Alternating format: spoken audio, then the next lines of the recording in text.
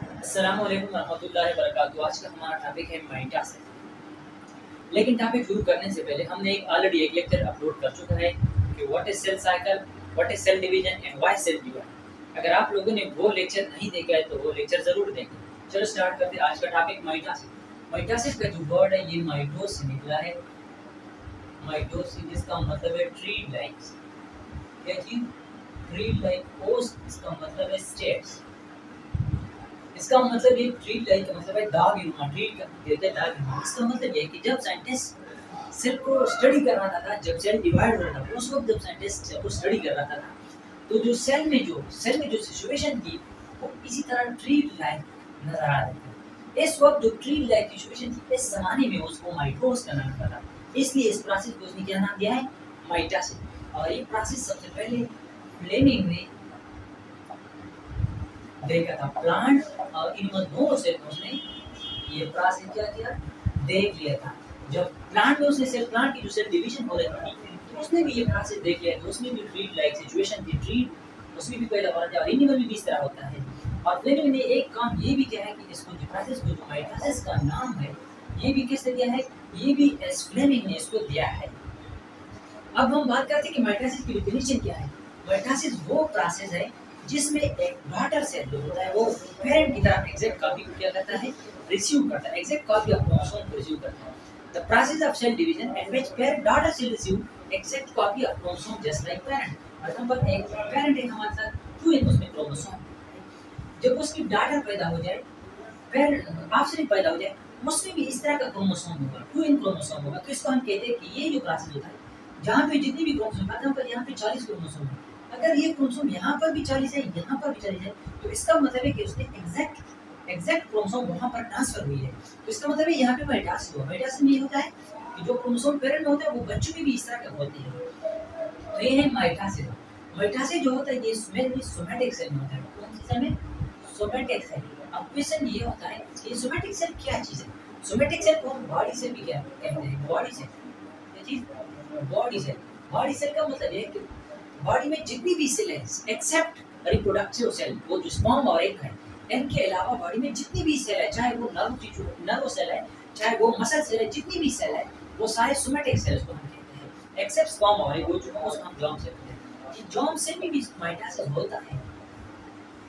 Mainly germ cell में myiasis होता है, लेकिन जर्म सेल जो होता है वो 3 स्टेज होते हैं। स्पर्मेटोजेनेसिस और ओजेनेसिस का जो प्रोसेस होता है उसमें 3 स्टेप होता है। और इसमें जो मल्टीप्लिकेशन का जो स्टेज है, कौन सा स्टेप? मल्टीप्लिकेशन का जो स्टेज है उसमें माइटोसिस होता है। क्या चीज होता है? उसमें माइटोसिस होता है। अब बात करते हैं माइटोसिस के स्टेजेस के बारे में कि माइटोसिस जो होता है वो 2 स्टेज होता है। एक को हम कैरियोकाइनेसिस कहते हैं, दूसरा जो है वो साइटोकाइनेसिस है। कौन सा है? साइटोकाइनेसिस। दूसरा है साइटोकाइनेसिस। अब कैरियोकाइनेसिस जो है वो फर्दर डिवाइड है पीएमटी।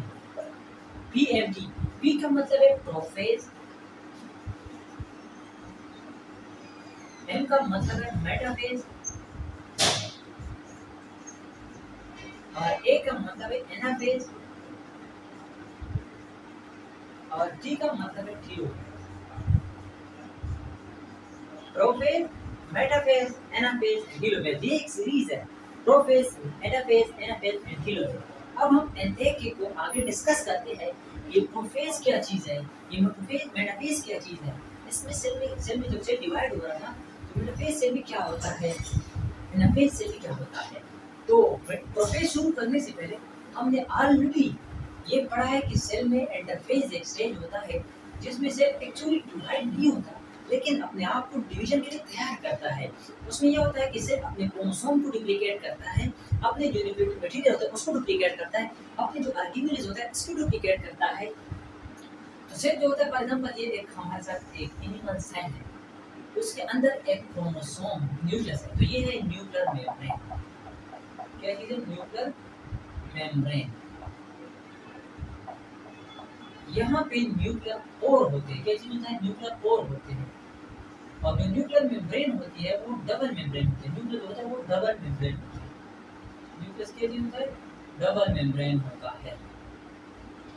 और यहाँ पे पोर होते हैं जिसको हम न्यूक्लियर पोर कहते हैं। न्यूक्लियर पोर कहते हैं। तो यहाँ पे क्रोमोसोम इस फॉर्म में होते हैं। प्रोफेज में क्या होता है? प्रोफेज में सबसे पहला स्टेप क्या होता है? प्रोफेज में पहला स्टेप ये होता है कि जो न्यूक्लियर मटेरियल होता है ये कंडेंस होता है। क्या चीज होता है? Nuclear material condense. Nuclear material condense. अब इसका क्या मतलब है? इसका मतलब ये है कि जो यहाँ पे जो मटेरियल होता है वो इस फॉर्म में होता है या इस तरह कंडेंस होता है। पहले फॉर एग्जांपल हमारे साथ एक ट्री होता है, धागा होता है, जिस तरह जो मंजा होता है, वो मेरे इस तरह होता है। जब उसको हम इस पे फोल्ड करते हैं, जब उसकी फोल्डिंग करता है, इसको हम कहते हैं कि ये न्यूक्लियर मटेरियल क्या हुआ? कंडेंस होता है। अब ये चीज जब थिन फॉर्म में होती है। अब यहाँ पे एक बात हम डिस्कस करते हैं कि what is the main difference between chromatin material and chromosome. यहाँ पे स्टूडेंट कंफ्यूज होता है कि क्रोमैटिन मटेरियल क्या चीज है और क्रोमोसोम क्या चीज है। तो इसमें मेन डिफरेंस ये है कि जो क्रोमैटिन मटेरियल होता है वो इस तरह थिन फॉर्म में जब होता है तो इसको हम क्रोमैटिन मटेरियल कहते हैं। जब यहाँ पे वो कायल होता है, उसकी जो थिकनेस होती है वो इंक्रीज हो जाती है, वो थिक होता है, तो इसको हम क्रोमोसोम कहते हैं। यहाँ इसी तरह फॉर्म आ जाए, इस तरह फॉर्म में आ जाए तो इसको हम क्या कहते हैं? क्रोमोसोम कहते हैं। पहली बात तो जो न्यूक्लियर मटेरियल होता है वो कंडेंस होती है, पहली बात। जो दूसरी बात है, जो न्यूक्लियस होता है, हर न्यूक्लियस के अंदर यहाँ पे एक न्यूक्लियस होता है और न्यूक्लियस का काम ये है कि ये राइबोसोम की क्या करता है? सिंथेसिस करता है। अगर आपसे कोई क्वेश्चन कर ले कि ribosome is synthesized by which organelle, तो वो न्यूक्लियस है जो न्यूक्लियस के अंदर एक डॉट स्टैंड बॉडी है। तो यहाँ पे जो न्यूक्लियस है वो क्या होता है? डिसअपीयर होता है। न्यूक्लियस जो होता है वो डिसअपीयर, न्यूक्लियस डिसअपीयर होता है, न्यूक्लियस डिसअपीयर होता है। और तीसरी बात ये है कि यहाँ पर एक सेंट्रियोल होता है। यहाँ पे क्या होता है? सेंट्रियोल और उसकी कॉपी बन जाती है। सेंट्रियोल की क्या बन जाता है? कॉपी बन जाता है और एक कॉपी यहाँ चला जाता है और एक कॉपी यहाँ चला जाता है। तो इसका मतलब है कि centriole move toward opposite pole. Centriole move toward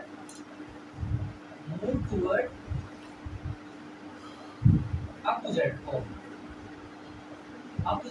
पोल। एक सेंट्रियोल यहाँ पे आ जाता है और एक सेंट्रियोल यहाँ पे आ जाता है। तो अब जो न्यूक्लियर मटेरियल है वो भी क्या हुआ? डिसअपीयर हुआ। न्यूक्लियस जो होता है वो भी डिसअपीयर हुआ। अब सेल के अंदर जो सिचुएशन है वो अब हम डायग्राम इसकी बना करते हैं कि सेल के अंदर जो सिचुएशन होता है वो इस तरह होता है कि फॉर एग्जांपल ये हमारे साथ एक सेल होता है और इसमें जो न्यूक्लियर मटेरियल होता है वो थोड़ा कंडेंस होता है। क्या होता है? कंडेंस फॉर्म होता है और इसकी जो स्ट्रक्चर है वो इस तरह हो जाता है, किस तरह? उस तरह हो जाता है और इस हर क्रोमोसोम की एक कॉपी बन जाती है। एक चीज बन जाती है, कॉपी बन जाती है हर एक क्रोमोसोम। और यहाँ पे एक सेंट्रियोल होता है, यहाँ पर भी एक सेंट्रियोल होता है, यहाँ पर भी क्रोमोसोम होता है। हर क्रोमोसोम के साथ एक एक कॉपी होता है। क्या चीज होता है? कॉपी। फॉर एग्जांपल हमारे पास एक चार क्रोमोसोम है, तो हर सेंट्रियोल से दो टाइप ऑफ स्पेंडल फाइबर इराइव होता है। एक स्मॉल स्पेंडल फाइबर इराइव होता है दोनों सेंट्रियोल से। इसको हम एस्टर कहते हैं, एस्टर माइक्रोट्यूब्यूल या एस्टर फाइबर है। तो क्योंकि ये दो होता है, दो सेंट्रियोल होता है, तो एक सेल में दो एस्टर होता है। क्या चीज होता है? दो एस्टर होता है। ये भी इंपॉर्टेंट पॉइंट है, आपको ध्यान रखना चाहिए कि हर सेल में दो एस्टर होते हैं। और दूसरी बात ये है कि यहाँ इस सेल से एक फाइबर इराइव होता है जो दूसरी सेंट्रियोल के साथ अटैच हो जाता है। क्या होता है? सेंट्रियोल के साथ अटैच हो जाते हैं। इसको हम कहते हैं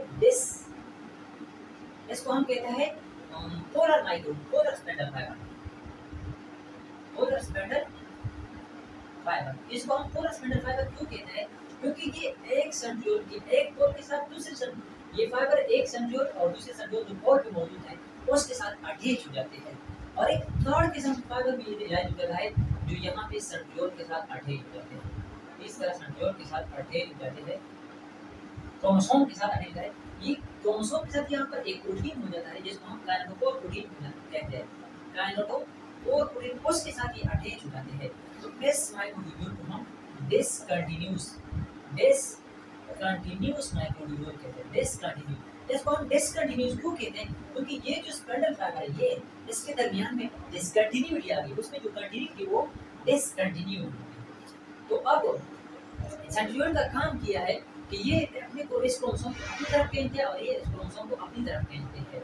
और यहाँ पे एक क्वेश्चन ये राइज हो जाती है, यहाँ पे जो लेंथ ज़्यादा है और यहाँ पे लेंथ कम है, तो ये क्रोमोसोम इस तरफ क्यों कहते हैं? जिस तरफ स्पिंडल फाइबर की लेंथ ज्यादा होती है उस तरफ सेंट्रियोल कंट्रैक्शन भी ज्यादा करता है, अपने आप को इस तरफ कंट्रैक्ट करता है। तो आखिर में ये सेंट्रियोल जो क्रोमोसोम होते हैं वो एक इक्वेटोरियल लाइन की तरफ से एक इस तरह के फॉर्म में वो आगे अरेंज हो जाती है, जिसको हम इक्वेटोरियल प्लेट कहते हैं। वो हम आगे डिस्कस करते हैं, जो मेटाफेज होता है उसको डिस्कस करते हैं। तो ये था आज का हमारा टॉपिक माइटोसिस के बारे में। जो पहला माइटोसिस का जो पहला स्टेप होता है प्रोफेज के बारे में, उसको हम आज उसमें हमको डिस्कस कर लेते हैं। मिलते हैं नेक्स्ट वीडियो जो बाकी जो माइटोसिस